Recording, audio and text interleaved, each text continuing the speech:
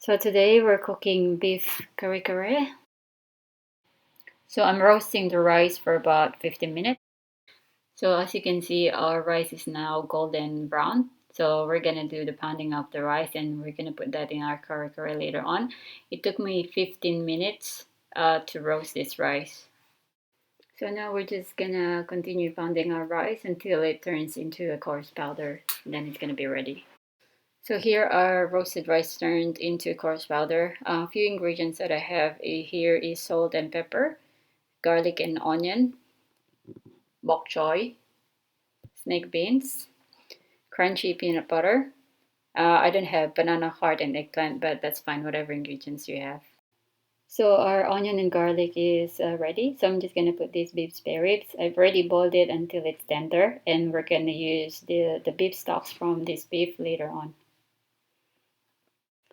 So I don't have annatto seed, so I'm using annatto powder. Just put a little bit water on it and then just mix it. So after a few minutes, 3 minutes, we're going to put the next ingredients, which is salt and pepper, and then our crunchy peanut butter.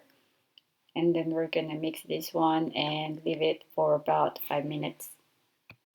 So after 5 minutes, here is our beef spare ribs. You can use whatever part of the beef you have, it doesn't matter. I usually use oxtail, but today I only have beef spare ribs, so I'm using that. So I'm using the beef stocks as well that we put aside. So I'm just putting this one in and then we're going to leave it to boil for about 10 minutes.